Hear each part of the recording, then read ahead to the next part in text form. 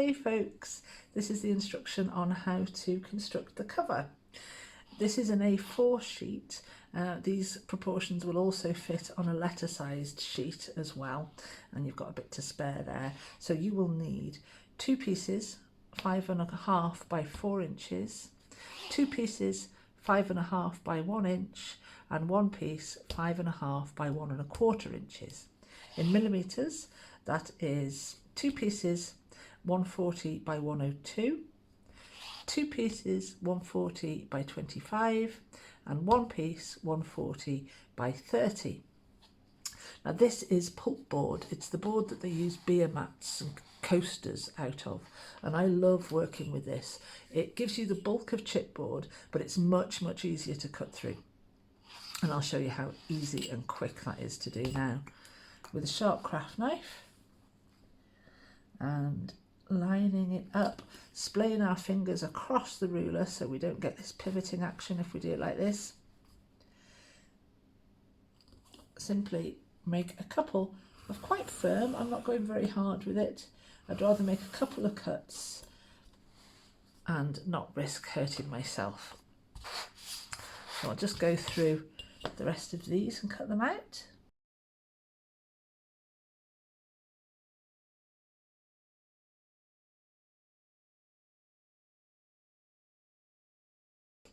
There we are. So these are all my pieces.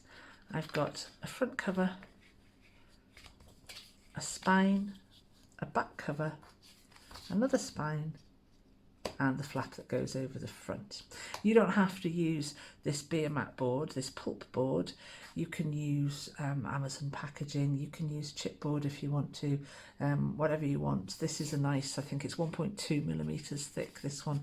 You can get it thicker, but for this size project this is perfect. And to put that in some kind of perspective, here's one I made earlier. So you've got the front flap, a magnet closure, you've got the front cover, the spine, the back, and that's what it looks like inside. So now we've got these cut out, we can go ahead and join it together. This is black masking tape, sometimes sold as picture framing tape, or less often bookbinding tape. Bookbinding tape is more often a cloth based tape. This isn't. This is like a crepe paper. It's got a slight stretch to it and a beautiful finish. It's got a slight sheen, and I love it because these kinds of colours, everything just pops and works really well. I like it very much. So we can go ahead and start sticking this together. So we'll start with our front cover and the first spine. I'm going to cut a piece, tear a piece rather, longer than I want it, lay it down, face down, pop this piece just less than half on and stick it down. Now I want to allow a gap between this piece and the spine. Lay it up like that and then drop it down, and that gives you the space you need, or you can just do it by eye.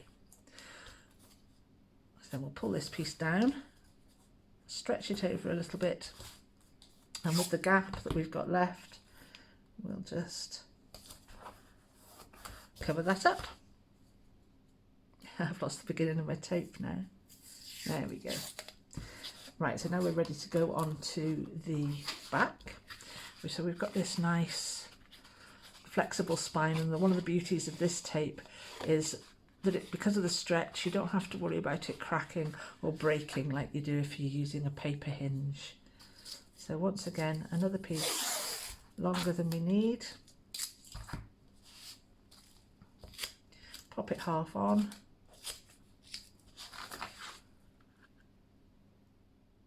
And this time I'm just going to overlap because I can, because I've got the width there, so I can cover the whole back of this spine in one piece. Not that that matters. Stand this up, line it up, drop it down, and you've got that nice gap there that you know is just going to be the right size. And once again, cover up our gap.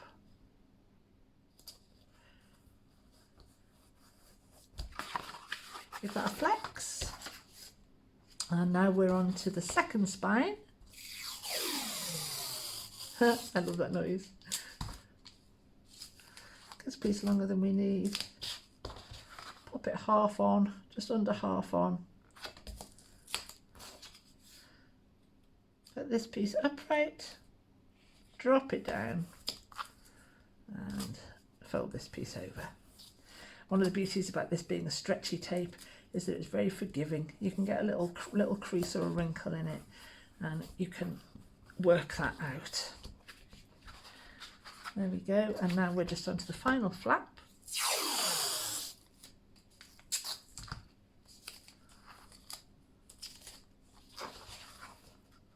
Again, I can cover the whole piece because of the width of the project, but it doesn't matter because we're going to be matting on the top of this anyway.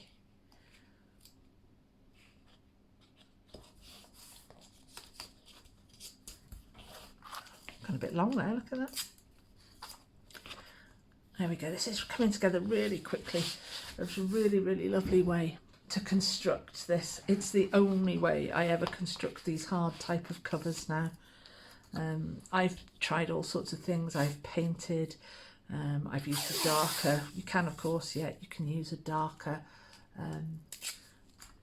card so it's the right colour and you don't have to do anything with it. But this I love. So I'm going to go all the way over the edge, about half on. There we go. Now this I'm going to work slightly differently. I'm going to pull it towards me all the way along. So I stick down to this edge and then just bit at a time, bring it down towards me like this. And that saves me getting any nasty wrinkles in the tape. Squish that down with my nail there like that. Find my lovely little Teflon scissors and snip off the ends. These are great. If you do a lot of cutting of tape, you'll get a sticky build-up on your scissors. These little Teflon scissors, that doesn't happen. It's a few pounds well spent. So now we can do the same with the top edge or the bottom edge, whichever way we're looking at it. Lay your tape down. The trickiest bit is to let go of the tape if you need to. That's not happening, look at that. Okay, I'll lay this down again about half on.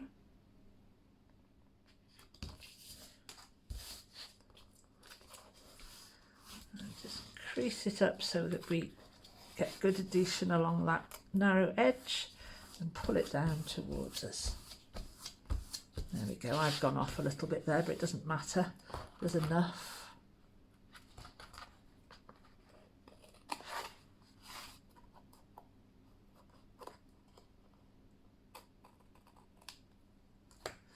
And then we've just got these two edges left to do. I think that's come together really well.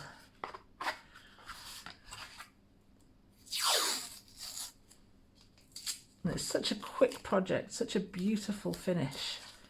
It looks really professional, make fantastic gifts. And I love these mini-sized journals. They can be whatever you want them to be. Planners, diaries, journals, dream journals. You can just do whatever you want with them. That last little bit.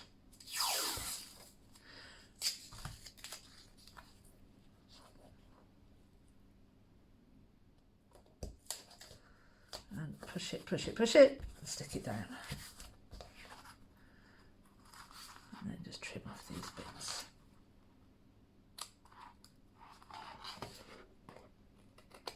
Now, one hot tip, if you find yourself with any white spaces that you don't want, I haven't got here, but just in case, I'll show you what you can do with that. Simply black marker pen and go over a little bit. It hides a multitude of sins, and when you've got your matting on and all your decoration on, you'll never ever notice that you did that. So we're going to give this a bit more flexibility now, just by working those spines a little bit. And you don't have to worry at all about this tape cracking or splitting. It's just what's not to love about it. I absolutely love it. So that's our basic cover. We've got magnets to go on there, which we'll put on when we decorate it. And we've also got the elastic to put on as well, which will be for our signatures. Here's my elastic in a right mess. And all I'm going to do here is measure around the spine till that meets and just cut that off. And then I'm going to tie it and stretch it. If this was a bigger journal cover, I'd make eyelets here and put these elastics through the eyelets, but that reduces the size of the actual pages you can use, and I don't want to do that because we're already on quite a small scale. So I stretched that elastic a bit. I don't want it to be stretched all the way and have no elasticity left in it, but I do want it to be quite nice and snug on there. So I've done that like that, and I'll do another one of those. So I've got enough for 2 signatures, and then we can go ahead and decorate as we want. So I've got all the pieces I need for the folio. I've got 2 pieces for the inside. I've got the front cover, the back cover, and the various spines. Kit has got these pieces pre-measured out for you. If you want to go your own route, you will need 4 at 3 3/4 by 5 1/4, 2 at 1 inch by 5 1/4 inches, and 3 at 3/4 inch by 5 1/4 inch. We're going to begin to stick these down. Now, because I'm going to be using my beautiful little magnets here, I want to get those in place first. So I'm going to decide on this plain piece to go here on the underside of my outer flap. So I'm going to glue this down, or put glue around the edge. Now you can, if you want to, tape your magnets in place first. I don't want to, because the more layers you put between your magnet and the other magnet, the less of a satisfying click you get. And I'm all about that click. So I'm just going to make sure I put plenty of glue on this one because I want the magnet to hold. I'm going to decide where I want my magnet. Beautiful little creatures they are. Round about the middle. I'll put a little bit of glue. I don't expect that bit of glue to do the work. I'm going to set it in a little bit as well so that I can have a layer of paper on the outside of it. Decide where that's going to be roughly. It's about here, and I'll just get some more glue on the go there. So I know I've got a nice secure edge, and I'm going to just glue that in place, making sure that this paper sticks all the way around the magnet securely. And whilst that's drying, we'll go ahead and do these inside pieces. Now these are the pieces I'm going to use for the inside. We'll just glue those in place. Make sure we get him the right way up. Put it on, eyeballing it so that it's nice and straight, and glue that down. Give this a little bit of an extra press while we're at it. Same on this side.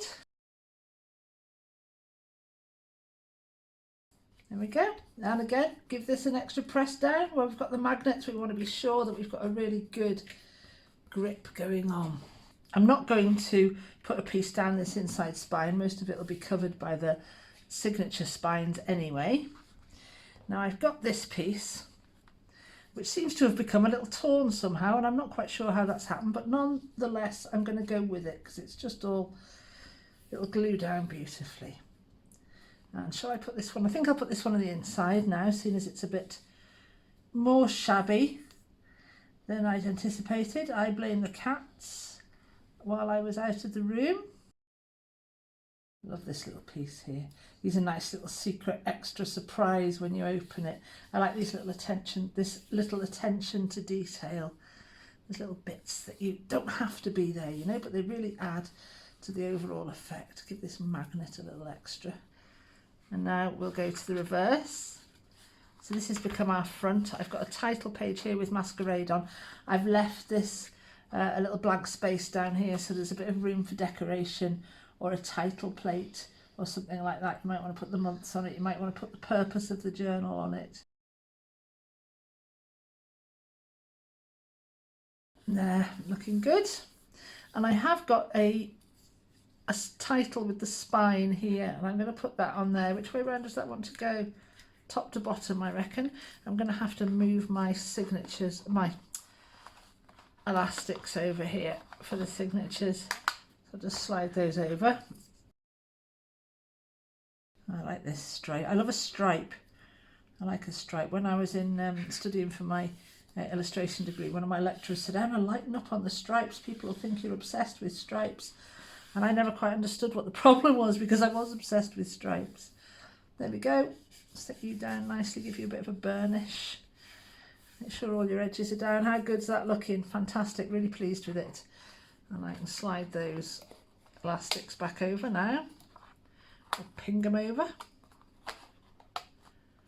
And we're nearly done with this cover. And now I've just got the back section to do.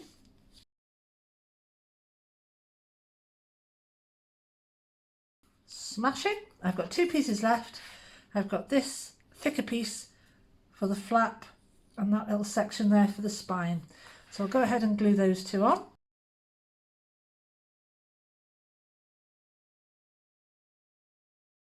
I have inked in these little bits, only a little bit. They do come already with a slightly darker edge to give that inked in vintage look, but I've inked in just lightly, just to take the white edges off those cut edges of the paper. I've done one thing terribly wrong here, and I've stuck this down without putting my magnet underneath. So my mistake, and now I'm going to have to try and correct that, and I think I've just caught it in the nick of time. Just. So what we do now is we pop a magnet on there. This is going to be tricky now. See if I can peel that back. Oh, happy days, look at that. And then I can pop this magnet in place. I'm going to put a black mark on the bottom of this, and then just quickly, because this is a permanent pen and I hope to get it before it dries, mark where I want that to go.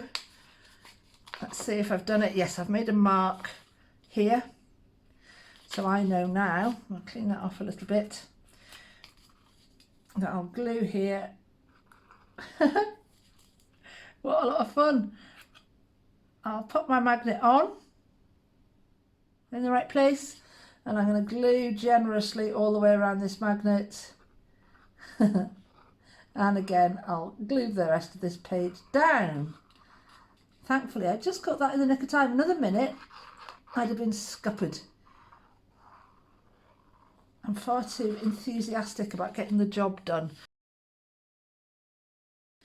So we'll pop this back down now. Oh, look at that. You'd never know I messed up there, would you?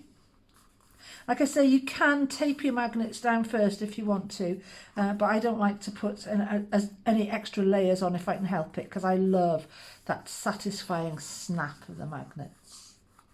You don't have to use magnets at all, of course. I've seen some people use Velcro to good effect. Oh, lovely, that's perfect, beautiful, that's working really well. So there is our finished mini journal, folio, planner, diary, multi-purpose folder cover. So now we can go ahead and we can make our signatures. I'm chuffed to bits with that. I hope you like it too. Did you hear that snap? So here are the papers we're going to be using to make the basic signatures for our cover here.